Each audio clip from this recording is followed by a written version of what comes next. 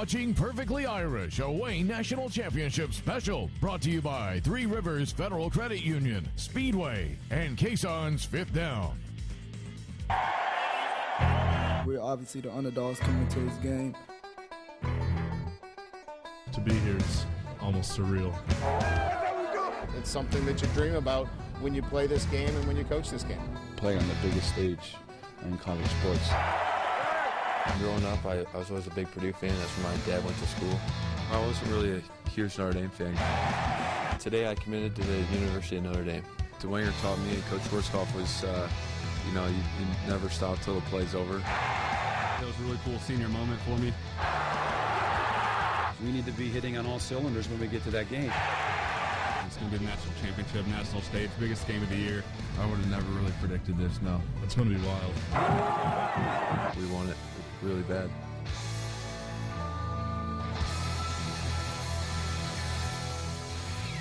From South Bend to South Beach, Irish eyes have been smiling all season long, and you can bet they won't blink tonight. Notre Dame set to take on Alabama in the BCS title game, and over the next half hour, we're going to bring you a preview with a Fort Wayne flavor. We're going to go in-depth on all three Dwanger grads suiting up for the Irish tonight. We'll hear from their families, and we'll trace their tracks to the title game. Now, the man who's been on the beach and on the beat is our very own Joe Whalen. Joe's been in Florida the last 4 days covering all the pregame hype, and he joins us now with more on Fort Wayne's impact on tonight's National Championship game. Hey, Glenn, we've been down here since Thursday, and fans have slowly but surely been trickling into the Miami area, but now it's absolutely packed. As you can see behind me, an absolute zoo here at Sun Life Stadium. We got here around 4. Fans have been tailgating here since late last night. Now, among the fans expected to be in attendance tonight, a large contingency of Bishop Dwanger football coaches, all here to support and see former players Tyler Eifert, John Goodman, and Tony Springman achieve a lifelong dream. You know where Notre Dame was when I committed, I would have never really predicted this, no. Coach Kelly always preached that he wanted to win championships and bring Notre Dame back. So I bought into that, and, he kind of started the idea, like, we can do this, we have the players, we have the ability, but to be here is almost surreal. It's going to be different here, but it's going to be a whole new atmosphere with, half Alabama, half Notre Dame, and it's going to be the national championship, national stage, biggest game of the year. Just happy to be in it. To have 2 of your high school teammates, on your college football team, that's not something that everyone gets to have, and it's been great sharing it with them, and it's also been nice to have them on the team, for some people to go to. I mean, it's an awesome support staff that Dwanger has. It's a big family. Everyone kind of goes around, home or away games. It's just awesome to be part of it. It means a lot to me. It means they care. It means that, those are the people that made Tyler, Tony, and I what we are today, got us to the place where we are today. So owe a lot to them, a lot of credit to them, and which they deserve, and really happy that they're all going to make it down here. Living in Indiana, you hear all about Notre Dame, and for me, I never thought I'd get a chance to play here. So just to even get that opportunity to be here and play for the school has been awesome. Tyler, John, and Tony will be playing for more than just their school tonight. No member of the Irish roster has ever played in a January bowl game before. Now they find themselves on college football's grandest stage. Glenn? All right, thank you, Joe. You have to block both Tony and his beard now, so that's a big obstacle if you're on that Bama offensive line. Well, you just heard from Tyler Eifert, and heading into this game, the senior is already Notre Dame's all-time leader for receptions and receiving yards by a tight end. Not bad considering one of Notre Dame's nicknames is Tight End U. Now, Tyler's trip to the top has certainly been amazing, and nobody's had a better seat to the show than his parents, Greg and Julie. He was 9'15" and 9 pounds 15 ounces. We used to call him when he was little the Buddha baby because he was so thick and had rolls all over him. I think he was 24 pounds at one year, so he was a big guy. The first of Greg and Julie Eifert's 4 kids, Tyler may have been a titan of a toddler. However, it didn't take long for his appetite to shift from food to football. We've been watching home videos over the holidays with Ty and the other kids, and I don't think I really thought it at the time, but now looking back and seeing the things that he was doing, I think he was pretty coordinated. We were kidding him in one of the videos. We were saying, "Are you going to be a basketball player or football player?" And he was 3 years old, and he said, "Football player." I said, "What about basketball player?" He's like, "No, I'm going to be a football player." Tyler excelled at just about every sport he tried, but his junior year at Bishop Dwenger is when he decided to put football first. And that's when he started working out, you know, at 4:30 in the morning, getting up before school, and that was during basketball season. So he would go and work out, go to take a shower, go to school, go to basketball, and not get home until 8 o'clock at night, and then, you know, do it all over. So I think that's almost when I thought he's got the mental part of it, because he wanted to push himself. We thought he was a good athlete, but he wasn't even content with that. He knew to go to the next level, he had to kind of step up his game to try to get that scholarship. Now, you might think since Tyler went to Bishop Dwenger that choosing Notre Dame was a natural fit. However, you have to take a look back at the family lineage to know that's not necessarily the case. His father, Greg, played basketball at Purdue in the early 80s, and as you can see by the floor from Mackey Arena that lines their basement, Purdue still does loom large in the Eifert family.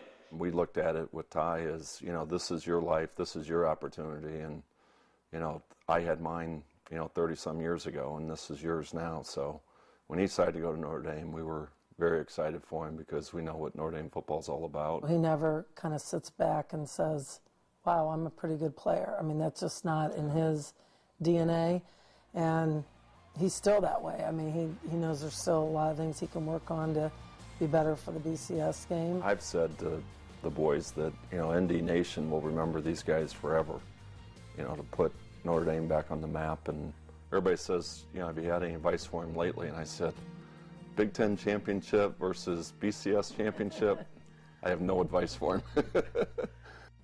Well, Tyler not only solid on the field, but also in the classroom. He passed all his classes this past semester, earning a degree in management entrepreneurship. Tyler is scheduled to walk during Notre Dame's graduation ceremony this spring.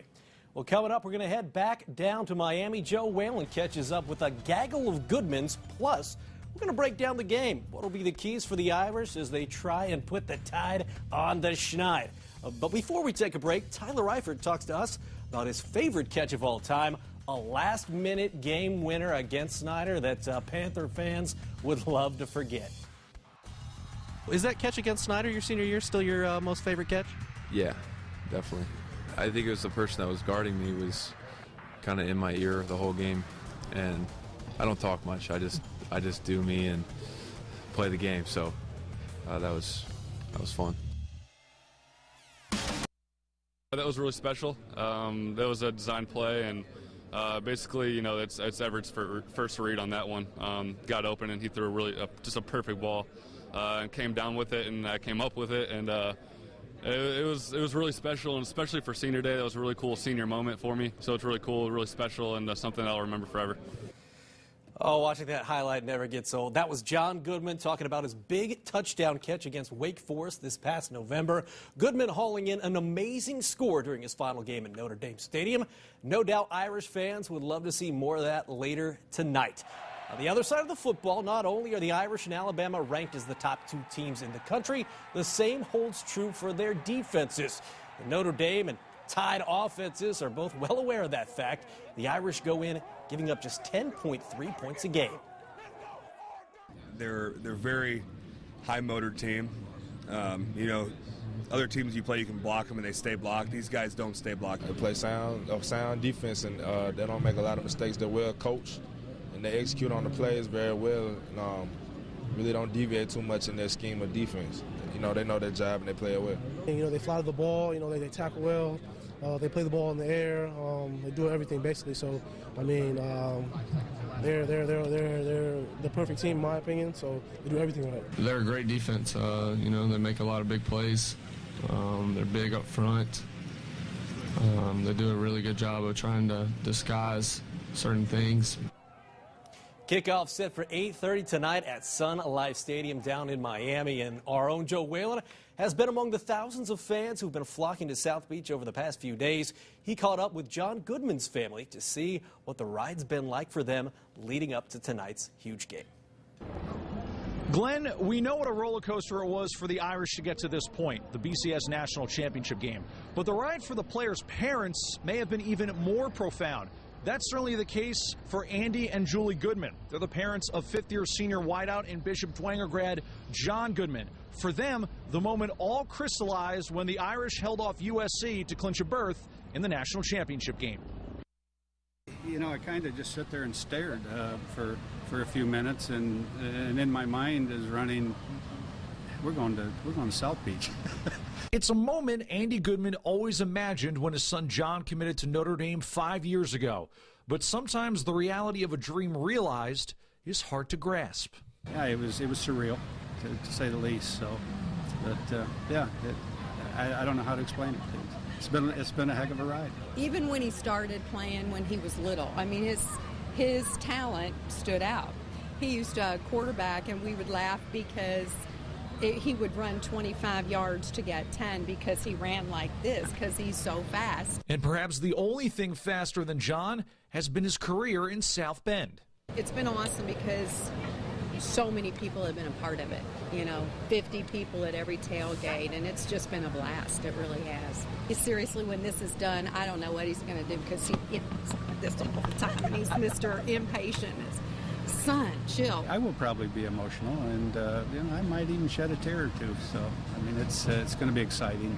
I mean, gosh, what else could you ask for as a father of a player than be sitting in the stands watching him play in the national championship game? There probably isn't much except for the touchdown John scored on Senior Day in his final home game with the Irish. I was sitting with a couple strangers, and I came up out of my seat, and obviously, and the guy next to me says, "You're his dad, aren't you?"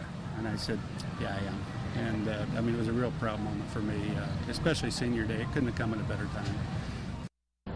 Andy later added that as exciting as tonight's game will be, there is an air of bittersweet to it. Regardless of the outcome, win or lose for Notre Dame, tonight will be John's final game as a college player.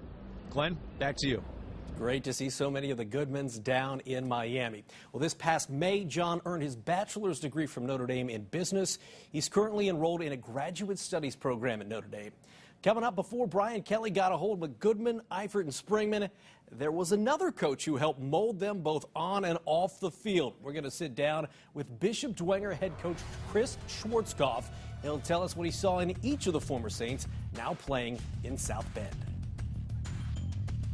When did you notice that Tony was going to be a guy that could compete at the highest level of collegiate football? In the 6th grade, seriously, we looked at this young man and thought, wow, he's a big guy. It was pretty special. You know, I've dreamed about this my whole life. You know, Notre Dame is my dream school. And it's a dream come true. It's almost overwhelming. It's pretty cool, though. That was a young and clean-shaven Tony Springman at the Notre Dame spring game in 2010. Only a junior in high school at the time, Springman committing to Notre Dame that day. He, of course, the latest of the 3 Dwenger grads to make their way to South Bend that are playing in tonight's game. All 3, of course, coached in high school by Chris Schwarzkopf. We sat down with Coach recently to talk about Tony, Tyler, and John.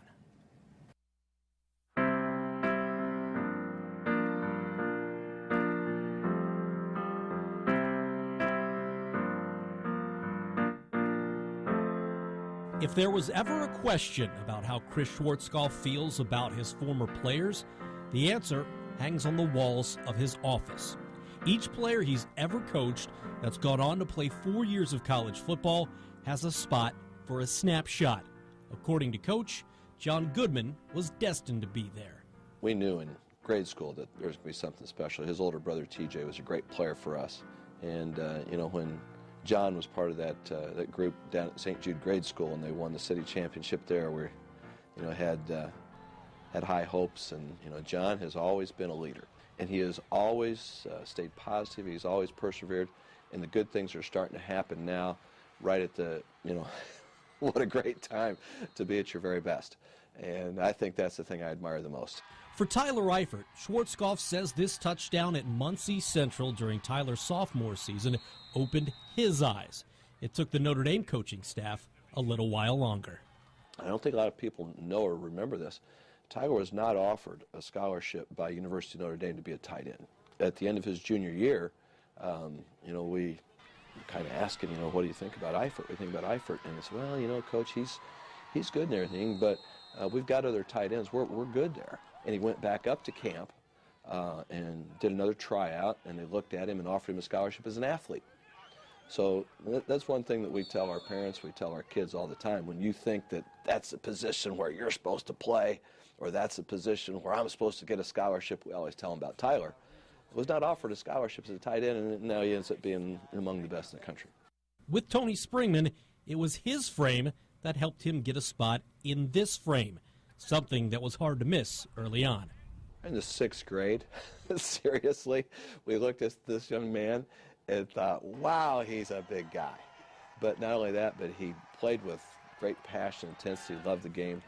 His older brother, Gus, was a great player for us, and Gus was 2 years older than Tony. So when Gus was an offensive left tackle and Tony was a defensive end, they would really get into it in practice. I mean, just, it was brutal. And we knew right then that he had what it took from a competitive standpoint. Whether it's John Goodman, Tyler Eifert, or Tony Springman, Coach Schwarzkopf's office is filled with both pictures and praise. One thing that's carried with them is that they didn't take plays off. They played every play from the snap until the whistle just as hard as they could. Guys like that could make you look pretty good. Always humble coach. In 11 years leading the Dwenger program, Schwarzkopf boasts a record of 116 and 31. Now, Coach Schwarzkopf has certainly been a big influence in the lives of our local guys, and the same can now be said for Brian Kelly. News Channel 15's Joe Whalen has more now on the coaches who will take center stage in tonight's national championship game. Hey, Glenn, Chris Schwarzkopf has coached some pretty good linemen in his day, and Brian Kelly, he's of the mindset that tonight's game will be decided in the trenches, whereas Nick Saban sees a little bit of the NFL in the Irish offense. I really think it's about who controls the line of scrimmage again. You know, people were talking about how do you bring down Lacey, how do you bring down those backs. You don't. If there's big holes, I don't know you guys, we ain't tackling them. We're not going to get them on the ground. So we got to make sure that we don't have big creases so we can get them moving east and west and get them on the ground. So I still think this game is going to be decided by what happens up front. Notre Dame does a really good job of taking two players that they have, their tight end, number 80, and their running back, number 6, and utilizing the formations to create lots of issues for the defense, a little bit like the New England Patriots do with the tight ends that they have. Nick Saban, of course, referring to Tyler Eifert and Theo Riddick there, but some pretty high praise for Eifert being compared to the Patriots all-pro tight end Rob Gronkowski. Glenn, we'll have to see if that holds up in tonight's game. All right, thank you, Joe. You know, the NFL draft just a little while away for Tyler, projected as a first to maybe a second rounder. Could end up with the Bears, so maybe he'll stay up close to home. Hey, well, coming up, the Fort Wayne pipeline continues. One of the city's best ever is making a beeline to the Basilica. We're going to hear from Jalen Smith, the #1 recruit for the nation's #1 team. Smith committing to the Irish in June of 2012. But first, a blast from the past. Here's Tyler Eifert making his college decision in June of 2008. Joined right now by Tyler Eifert. Tyler, some big news to tell us about. Yep, today I committed to the University of Notre Dame. And was this like a childhood dream of yours? Not really. I mean, growing up, I was always a big Purdue fan. That's where my dad went to school. And, but growing up, liking football a lot, knowing that they have a good program and everything, they've started to grow on me.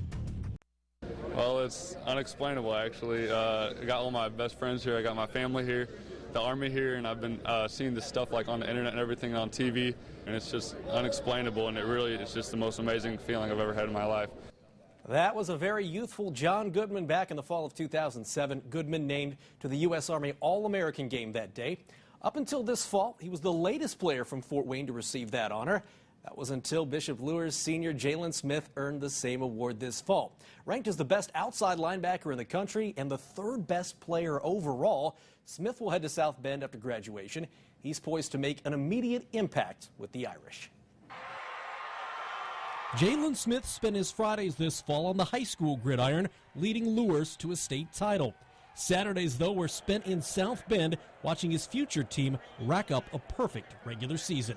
It means a lot. You know, it's just kind of icing on the cake, you know, just to see them, you know, achieve so much in 1 year, obviously the year before I get there. So it's really just something that I get to build on, you know, get a chance to build on when I get there. Among the players Jalen watched, fellow linebacker Manti Te'o, a Heisman finalist. It probably meant more, you know, just because I knew the guy and, you know, it's close to home and really just seeing, you know, what all he's been through, you know, with all the tragic things he's gone through and how he's overcome it. Jalen recently got to share the field with 6 future Notre Dame teammates at the U.S. Army All-American game in San Antonio. Really just, we all have that bond, you know, just being on the same page and just knowing, you know, what our task is when we get to Notre Dame.